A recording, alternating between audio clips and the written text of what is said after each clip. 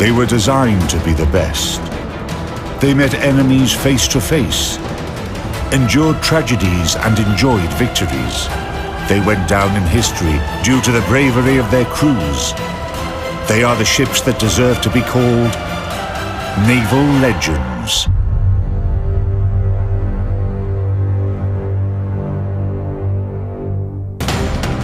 In this episode, USS Yorktown, pride of the US Navy.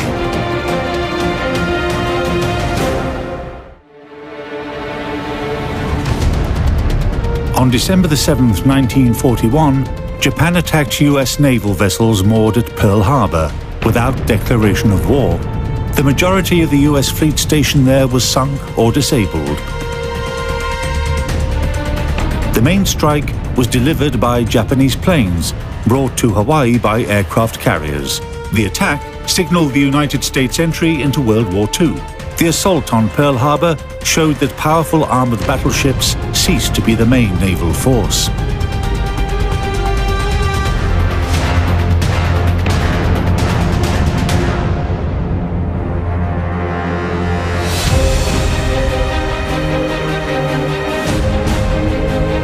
The US Navy needed a fleet of aircraft carriers to successfully operate in the Pacific Ocean. The lead ship of a new class, USS Essex, was laid down in April 1941. USS Yorktown, CV-5, that bravely fought the Japanese and was sunk during the Battle of Midway, served as prototype of the new class. The second ship, initially named Bonhomme Richard, was then renamed USS Yorktown to honor her predecessor. When designing the Essex-class, American engineers took shortcomings from earlier carriers into consideration. The new Yorktown was bigger, had increased anti-aircraft armament, a powerful air group, and a host of other new features. USS Yorktown was commissioned in 1943 at Newport News, Virginia, where she left for her sea trials in the Atlantic, and then she was sent to the Pacific Theater of Operations from 1943 through the end of the war in 1945. Length 872 feet, beam 147 feet 6 inches, height almost 82 feet. Total displacement 36,200 tons. Draft about 27 feet 5 inches. Anti-aircraft artillery 12 times 5-inch Mark 12 guns. 17 times quadruple Bofors Mark II 56 guns. 51 times Oerlikon Mark IV 78 cannons. Armor belt 2.5 to 4 inch.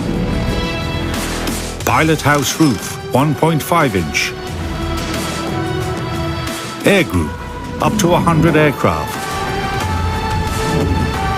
F-6F Hellcat destroyers. SB-2C Helldiver bombers.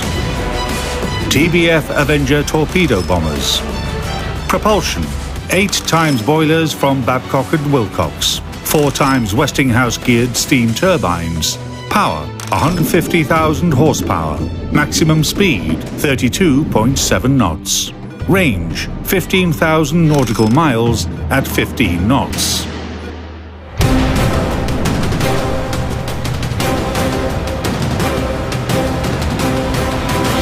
Yorktown is one of the heavy strike aircraft carriers of Essex-class, constructed by the U.S. during World War II. The U.S. Navy commissioned 17 ships of this class between 1942 and 1945. In total, 24 Essex-class aircraft carriers were built. It was the first time in history vessels of that size were mass-produced. USS Essex, first of the new class, received the hull number CV-9. USS Yorktown, built later, was assigned CV-10.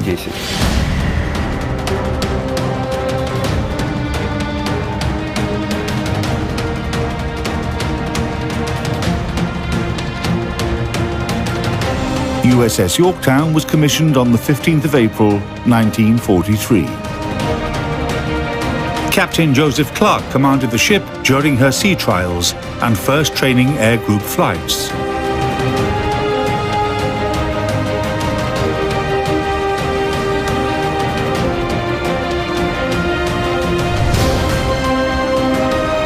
Yorktown lacked thick armour and powerful main guns, but an aircraft carrier does not need either. She stays away from the line of fire and uses her air group to attack the enemy.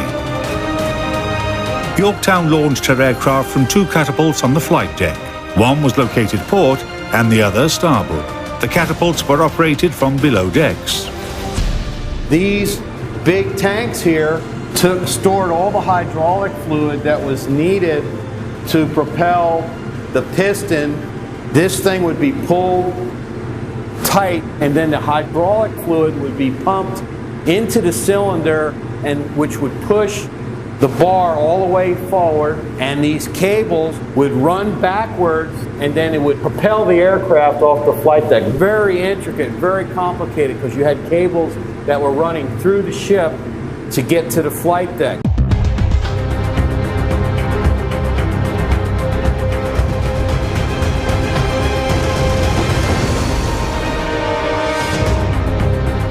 Compared to her predecessor, Yorktown was faster and could go 3,000 miles farther.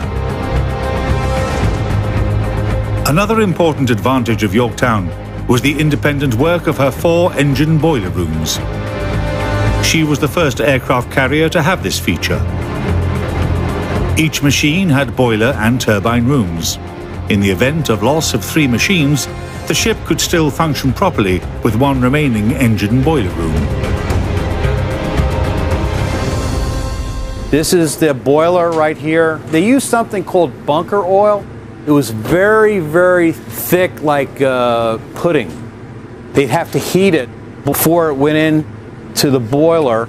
They could burn it then. And then that would heat up the steam, the water into steam, which will go into the next room for to run the turbines.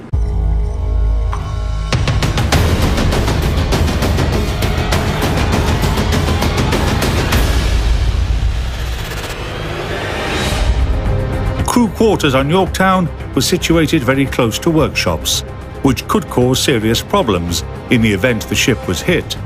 Special attention was paid to the safety of the ship and her crew. All of Yorktown's ordnance was stored on the lower decks of the carrier. In case of a fire, these compartments could be easily flooded to prevent explosions. A bomb would be brought up from the bunker down below, and it would be brought into here, and the bomb would be assembled on a carrier, and they would put the fins on the back of the bomb. They would put that against the bomb itself, but they wouldn't put the fuse in. The fuse would be waiting for them already up on the flight deck, because if you put a fuse in a bomb, there's the possibility that the bomb would explode and damage the carrier. All of the carrier's decks had their own damage control compartments, which gave access to venting and firefighting systems. Another important issue was the safety of the ship and her crew in case the ship was struck by enemy bomb or torpedo.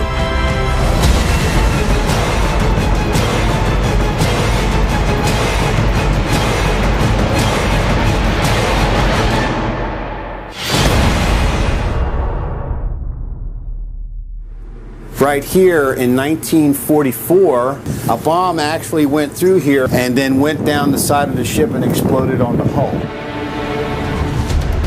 A system of special escape shafts were designed to save the lives of the crew. If the ship was hit below the waterline, sailors could abandon the damaged or flooding compartment and climb up to the next level. Once all the crew members were safe, the hatches to the compartment were sealed shut.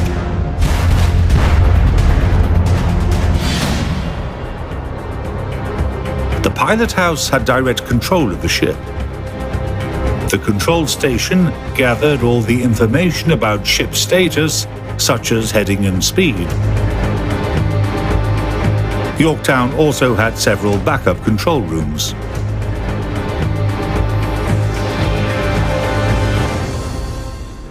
It tells everything. It reads the same way as it does up in the bridge. The revolutions, the direction, the shaft speed, it's all here. And the shaft can be controlled from here.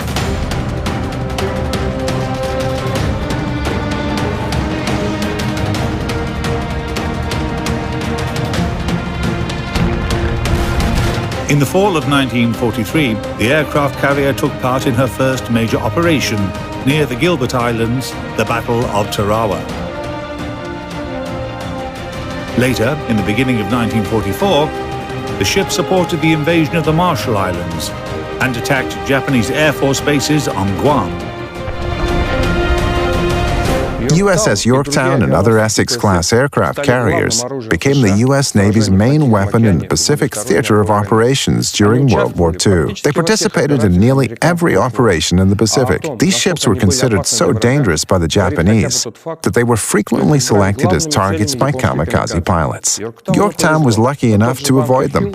But USS Bunker Hill, for example, sustained heavy damage after a kamikaze attack. Despite the extensive damage, Bunker Hill survived. The Essex-class vessels were incredibly durable ships. In fact, none of these ships were ever sunk by the Japanese.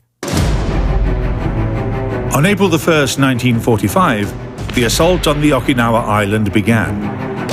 Over the course of next 6 weeks, Yorktown's aircraft provided continuous air support to troops landing on the island. Every 3 days, the ship would leave the battlefield to refuel and resupply. This routine was broken only once, when Yorktown received the order to repel the attack of the famous Japanese battleship Yamato, the flagship of the combined Imperial Japanese Navy. By 1945, the Japanese Navy was on the brink of destruction. The High Command was forced to resort to extreme measures. Yamato was tasked with repelling the attacks of the US aviation and defend the Ryukyu Island against invasion. It was effectively a suicide mission, as the ships did not have enough fuel to come back from Okinawa. On April 7th, Yorktown, together with the other carriers of Task Force 58, advanced to intercept the Japanese ships led by the steel monster, Yamato.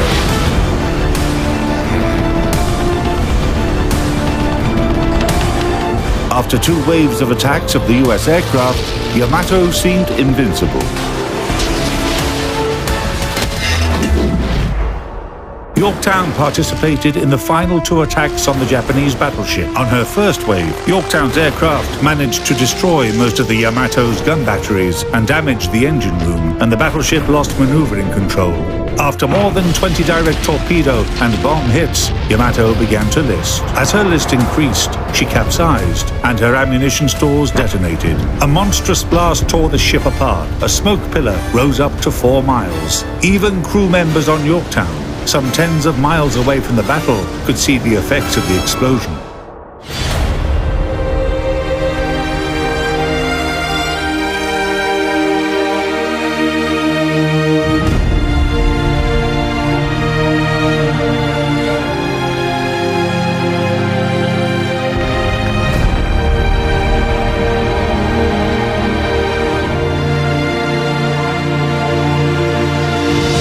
The destruction of Yamato established the defeat to the Japanese Navy.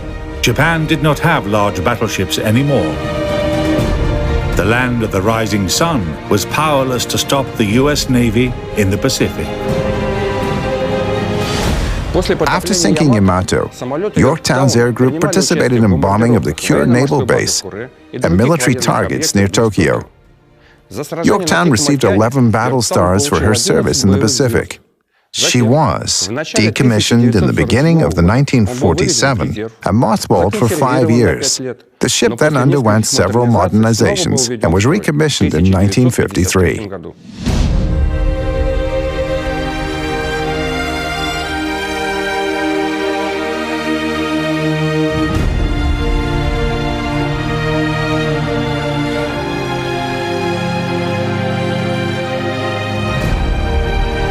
The newly modernized Yorktown assumed different roles, ranging from a movie set to a flagship during a large-scale US Navy deployment in the Pacific.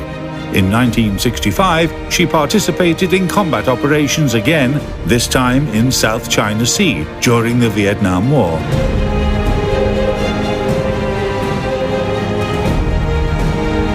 Towards the end of her military service, Yorktown served as the recovery ship for Apollo 8 space mission.